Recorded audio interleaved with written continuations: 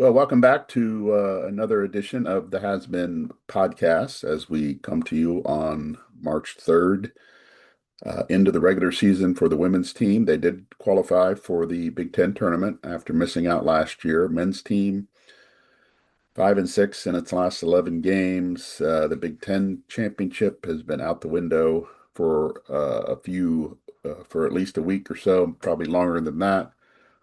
They finished up the regular season this week trying to jump into the triple bye, words I never thought I would say with the Big Ten tournament, but that's what happens when you include all 18 teams um, in the glorious event called the Big Ten tournament.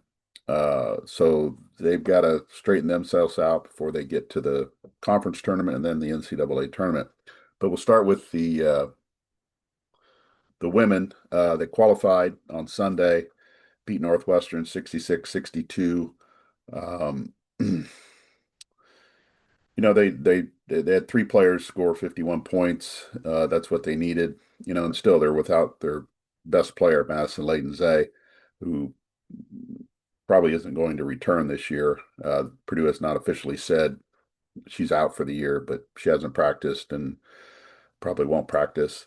And now you're getting into the Big Ten tournament where you're playing game after game. So the opportunity for her to even get back is not even there. So her career is done at Purdue. She'll leave as the all-time leader in 3-point field goals made. Um, she's logged a lot of minutes and all that kind of stuff, but Purdue was able to get to the conference tournament without her the last 4 or 5 games. So they're able to squeeze in there. They will be the number 14 seed. They will play Wednesday night around 8:30 in Indianapolis against Oregon, a team that they lost to last week by 6, even though the margin wasn't really that close. Oregon had scored the first 9 points of the game, then finished the first half on a 9-0 run. So Purdue was kind of in a hole.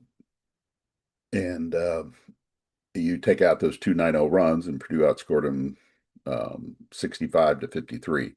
So they can play with Oregon. There's no question about that. But they can't turn the ball over at the rate that they did. They had 21 turnovers. It led to 31 points for Oregon. They won the board battle. They scored inside. Lana McCarthy, I think, had 18 points, and Nia Smith had 20. So they got some production there. But they're going to have to protect the ball and rebound at the same level to knock off the Ducks in advance. And if the winner of this game gets Maryland in the next round, as Maryland's the 6th seed. Um, but this was the goal for this Purdue team.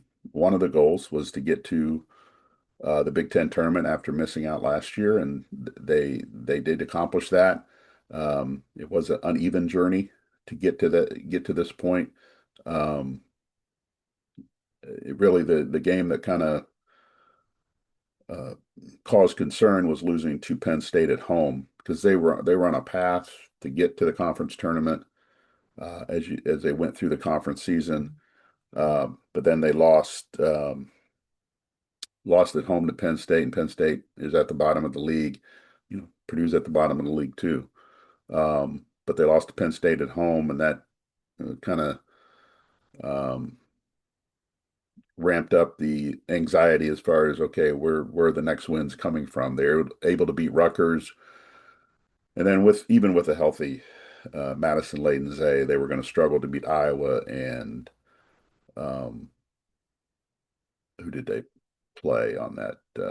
Maryland. They went to Maryland, and they were not going to beat Maryland without Madison Layden-Zay, or they're not going to beat Maryland with her. Um, Oregon was an opportunity to win. They didn't do it, and then it came down to Sunday in a must-win situation. And I was, curious how they would respond and react to knowing they had to win a game on the road. Um, and they didn't get off to a great start, but they kind of held their own. Northwestern, it was senior day, Joe McEwen's last game.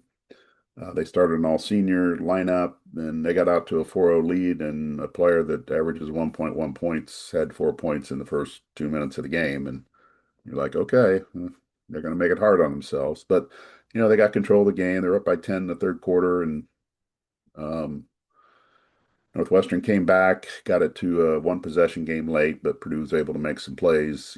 Tara Day, Kiki Smith, Nia Smith all kind of made plays there to help Purdue get over the hump. And Lana McCarthy hit a couple free throws that extended the lead. So 1 year after not getting in the Big Ten tournament, regardless of how they got there, they're back in the Big Ten tournament. And does that spell progress for this program? Well, on the surface, it does.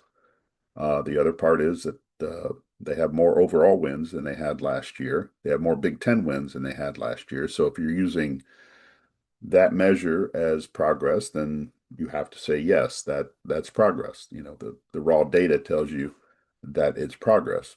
But what does the visual data tell you about where this program is at compared to last year and what it may look like um, going forward?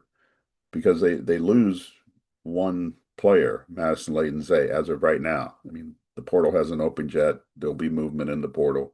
It just happens. But as of right now, and some of it is whether Taylor Feldman can get a redshirt year from the NCAA, which on paper she should be able to. So you would have everybody coming back if you wanted everybody back, and everybody wanted to come back. And that's the thing you don't know. There's going to be players on the current team that want to see what they can get elsewhere. What's their value on the open market? And they all have agents. They all have people that represent them um, that are putting feelers out. If you think the portal opens and that's the first time that these players are thinking about transferring, you're wrong. I mean, they've been thinking about what they're going to do for the last few months, and their agents and their people have been trying to, you know, determine their value. Can they get more money somewhere else? Can they get a bigger role somewhere else? Um, so it's really naive to think that everybody will come back. It's naive to think that Katie Gerald wants everybody back. But if they do bring everybody back, if everybody is back, then at least you have something to build on a little bit. They still have some gaping holes that need to be filled, and so on and so forth. So, but on paper, there would be some promise there, but is it enough to get you um, in a different position next year? The question you ask yourself is, under what we know about this team and this program at this stage of the season, a year from now, is Purdue going to be in the same position fighting to the last day um, of the Big Ten season to qualify for the conference tournament? And it's hard to look out that far because you don't know what your team looks like. You don't know what everybody else's team looks like. But based on what we know about Purdue and what we know about the other teams, it'd be hard pressed to say that Purdue will not be in the same position. I mean, it probably will be in the same position next year at this time, trying to get into the Big Ten tournament. Now, whether it comes into the last day or the last week or the last 2 weeks, whatever it is, um, are they going to get through the season in the Big Ten and comfortably be in? It's a hard question to answer right now, but I would say they're probably going to be in the same position they were this year. They're going to have to fight to get in because but all that changes if you upgrade your roster, upgrade your talent. Other things happen. So it's a wild guess right now, but based on again what we know and what we've seen, I would say Purdue will probably be in the same position, fighting for its life to get in the Big Ten tournament a year from now. Again, I don't know if it'll be the last day or last week or whatever, but I don't think based on how the upper level teams restock their roster, based on, a program like Minnesota, which has made a big jump this year, um, and, Michigan State and Iowa and all the other programs that Purdue has to compete against, Maryland, going right down the list. Where will Indiana be in the same position next year, fighting to get in the Big Ten tournament on the last day, something that they haven't had to do in a long time? How does Terry Morin restock her roster? So a lot of changes, a lot of things can happen, but I think we have enough data and evidence to show that Purdue will probably be in the same position uh, next year. So then that begs the question, does Purdue need to make changes elsewhere? Um, and Michael Binsky has said he wanted to see progress. We don't know his definition of progress. You have your own definition of progress.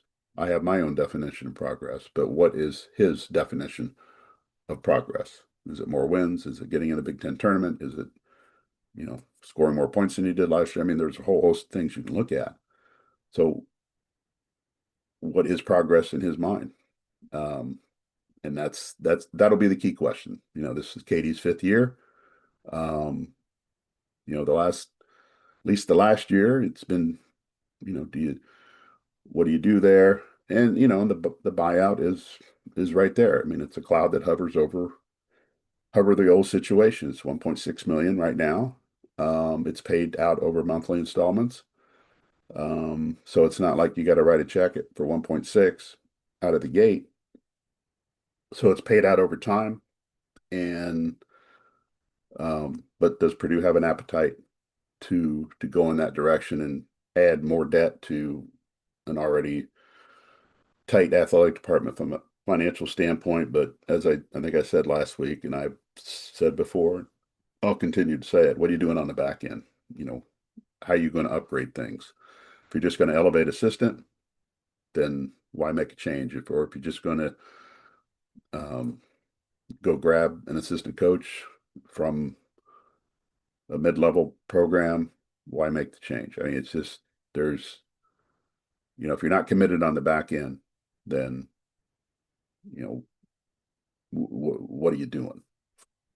And I think I've said that I don't, I don't firmly believe that Purdue is 100% committed to do something on the back end that will make the program that much better.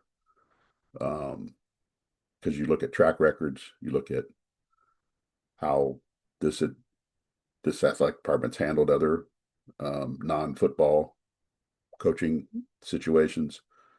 It just leads you to believe that there's not going to be, you know, a big splash or a big commitment. It might be a better commitment, but not a big commitment. And if you are going to make a change, then you have to really ramp up the resources, not all NIL resources, but just make sure your program's fully funded, which from what I've been told it is. Like there's two grad assistant openings that Katie didn't fill on the staff. If you have to fill those, does she need a general manager?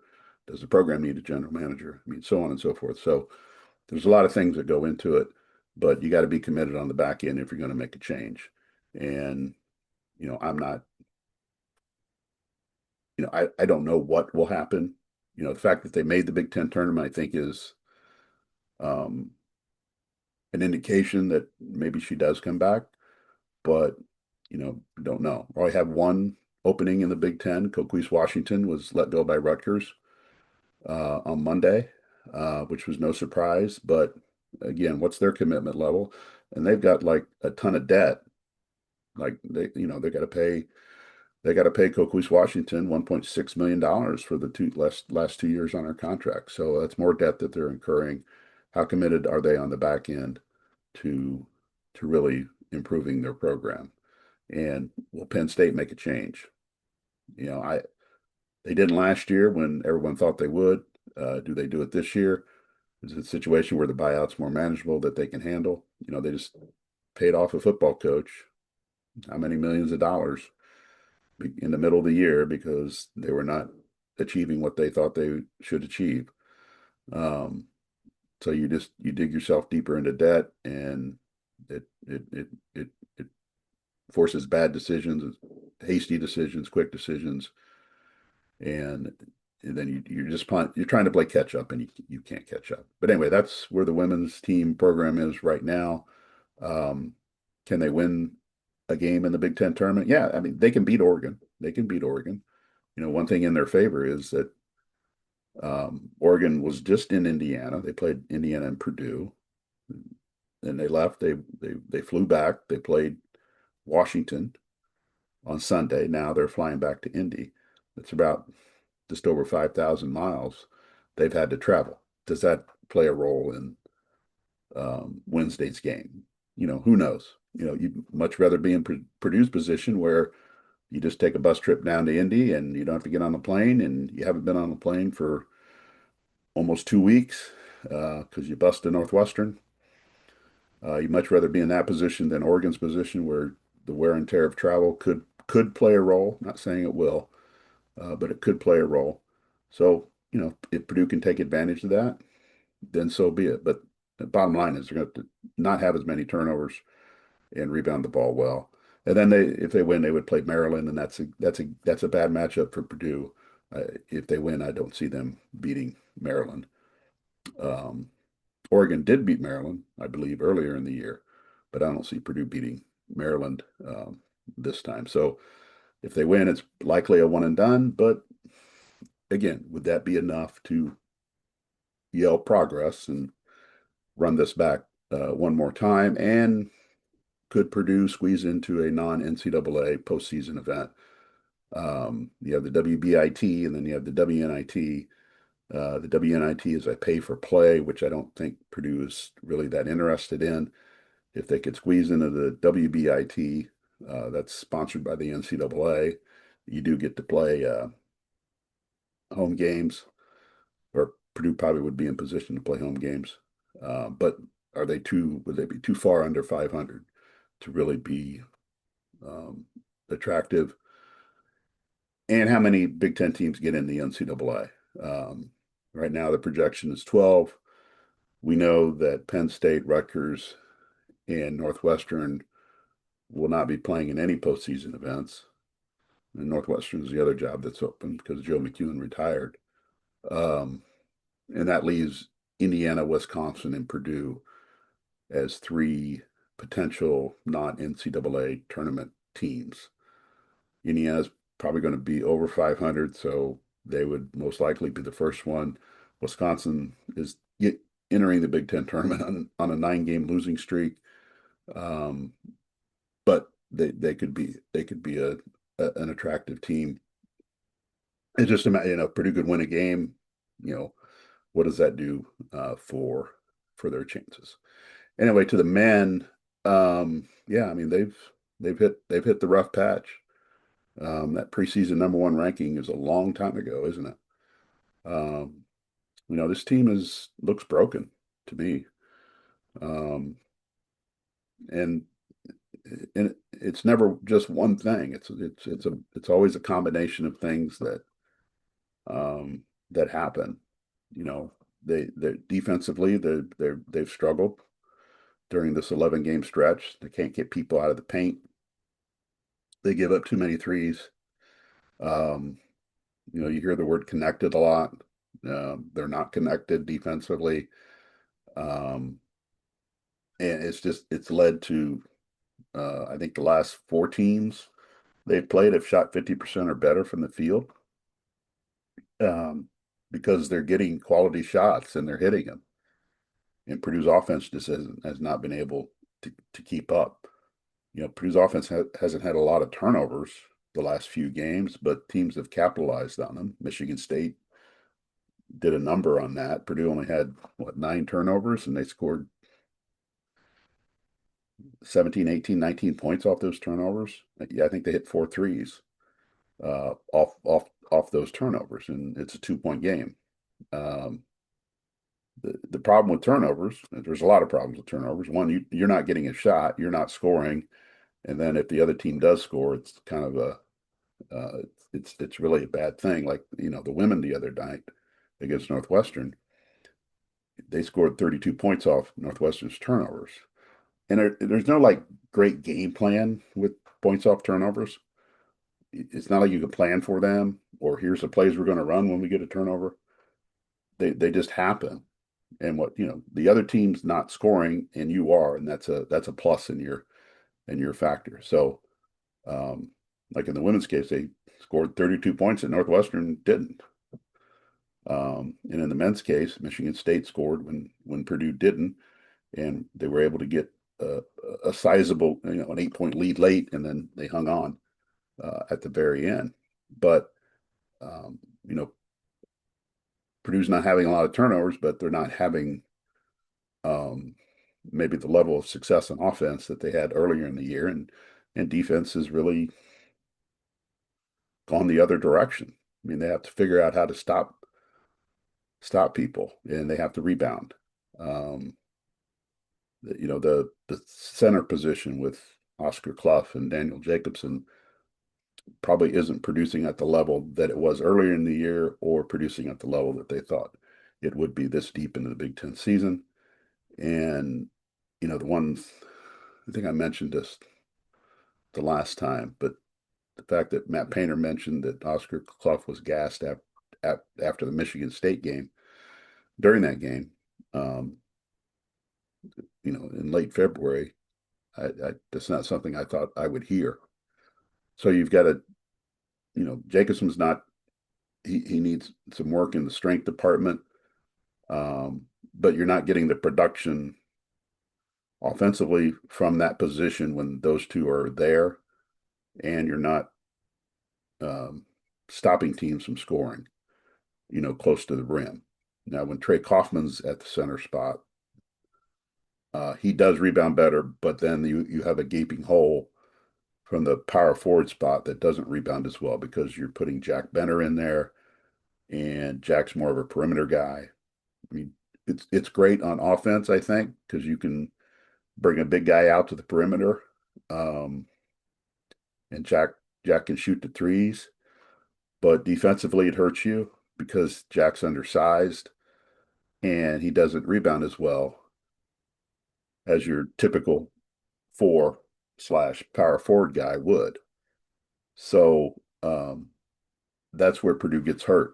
You need production out of the middle with Clough and Jacobson, and then you have Trey Kaufman at the 4. You should be able to rebound well, and they have this year at times. They did early, and as you got to the middle of January, they were doing it. And then again, these last 11 games have really, things have flipped on them a little bit. Um, they're just not consistent enough, and again, defense has been an issue. And they've got to get that figured out. They go to Northwestern, which you're playing in that small gym, um, and you're coming off a loss, coming off back-to-back losses, um, and you kind of see your season, a promising season, go the other way, um, and you can tell they're angry, they're frustrated, um, but can they fix it? And everybody wants to point to Matt Painter and he has to fix it. Yeah, I mean, it's his team. He brought these guys in. It's his job to fix this thing and get them going in the right directions. No one's disputing that. But there is an onus on the players to get this thing right. When you look at the seniors, and senior day is coming up Saturday against Wisconsin, this is their legacy. This is what they will be remembered for. Do they want to be remembered for their senior year, where they made a deep run in the Big Ten tournament, a deep run in NCAA, or are they just going to be remembered for getting to the Final Four a couple years ago, and winning a Big Ten regular season championship, but really didn't fulfill um, what they wanted to do? I mean, you can say, well, that high expectations and all that. Yeah, I mean, they were the ones at the beginning of the year talking about national championship or bust, and they had every right to do that. They did, because of their experience, how they played, who they played against, who they'd beaten, and the additions that they had. They had every right to do that, but you do have to back that up. And what has happened to this team? They're not connected. Um, and you have no idea. Nobody knows what's going on inside their head. No one knows what goes on inside that locker room. Um, I do believe everybody's trying to work to fix it, but are they all working in the same direction to do it? The old, you know, everybody's got to pull the rope in the same direction type of thing. They don't look like they're having fun, and winning is fun, losing is not. When you win, you have fun. When you lose, you don't have fun. But there doesn't seem to be the enjoyment that this group once had, not only this year, but in past years. Um, and you know, have they tapped out, so to speak? Not wave the white flag, but is this the ceiling for them? They've played a lot of games together. They've been around each other a lot. Um, they look a little stale, to be honest. Um, but you can still kind of save your season and save some things here the last week by winning at Northwestern, beating Wisconsin at home. And I feel like they have to go win the Big Ten tournament just to get their mojo back. And they'll likely have to play 4 games in 4 days to do that. Um, but I feel like they need to win the Big Ten tournament just to for themselves, not for anybody else, but just for themselves to get themselves back on track. Um, Now, would that take a lot out of them? Then you get the NCAA tournament and then you flame out in the first or second round. It's possible, but they're headed that direction anyway. I mean, who who really believes that this Purdue team is going to get to the second weekend the way they're playing right now? I mean, really, they're not. They're not. They're going to be the trendy pick to get ousted in the first or second round in the NCAA tournament. All the national media is going to pick against them, regardless of their seed. You know, they'll either be probably a 3 seed. They'll play a 14, and who that 14 will be a mid-major conference winner, and whoever that 14 seed is going to be the trendy pick to upset Purdue. You know, that's going to happen. You know, people would do that even when they weren't playing this way. Everybody loves to pick against Purdue. Um, and if they, somehow survive the first round, you're getting most likely a 6 seed, which is a excuse me, a Power Four uh, team from that finished in maybe the upper part of their conference, upper to middle, um, and they can get bounced there. Um, I don't think really anybody has a lot of confidence in this team to get through the first weekend right now, the way they're playing. Now, you can change that by winning these 2 games this week and playing better, um, and then go win the Big Ten tournament. They can still get the triple bye, but some other things have to happen for them to do that. They have to win number one, but they can get to triple bye. They can get to the 4 spot, maybe the 3 if um, I think Illinois is going to lose again. They play Oregon and Maryland. Those are 2 of the worst teams in the league this year, and Illinois is pretty good. Michigan State has set itself up to finish in the top 4, even though they do have they got to play Michigan at Michigan to close out the regular season. But I think they have Rutgers in between. So, they're probably feel good about being in the top 4. You got Nebraska. They still have a West Coast game, and then they got Iowa later in the week.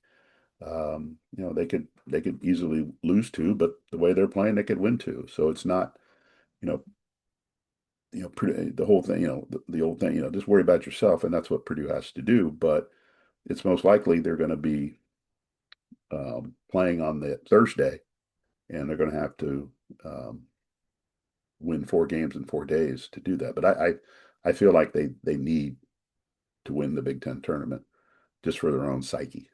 I think they just need to do that. And then you get in the NCAA tournament and, you see what happens. But they're not in a good place right now. And then you got to go back on the road to really a place and a program that has caused you a lot of problems when you've had better team, when you've had teams that have played better you've gone up to Evanston and lost or had to go to overtime or needed something at the very end to win that game. And now you're taking a team up there that is not playing well, that's not trending in the right direction, that plays well at home and will fight you to the death to get a win. And that's maybe where Purdue is falling short. They're not, where's the sense of urgency with this team? That's something I think is missing. There's a sense of urgency button that needs to get pushed, whether Matt has to push it or somebody else has to push it. Um, Something needs to happen because you're looking at really when you get down to, I mean, if it stays on this trend, it's going to be a extremely disappointing season to look at and dissect. And you got senior day coming up on Saturday, and if somehow you lose the Northwestern, you're going to go into senior day, and at that point you take everything that's happened, set it aside. You recognize what these three guys have done for the program and all the milestones that they've hit, and you acknowledge that. But in the elephant in the room is that they have underachieved this year. Regardless of what happens this week, they have underachieved.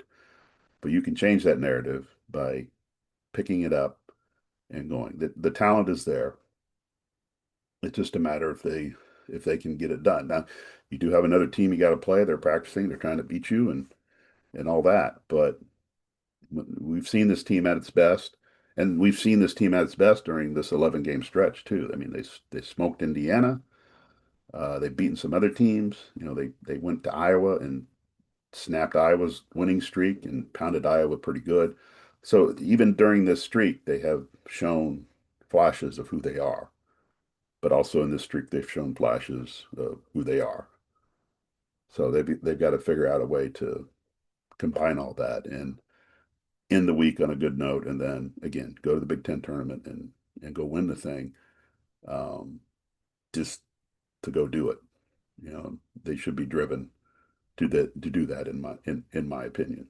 So we'll see how all that works out. By this time next week, we'll know the pairings, we'll know who they play, when they play. We'll know what's next for the women's program too at that time. At that point, spring football is starting today actually, and I know that you're all excited about that. Um, I mean, it's a curious spring football because you got more new faces you got to learn and figure out who's who and what kind of roles they're going to play and all that. But it's still spring football, and it's worthy of time, but not worthy of a lot of my time right now.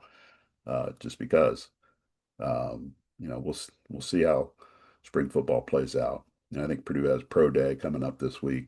I'm not sure how many guys are going to get drafted off last year's team, but that's something that's going to happen as well.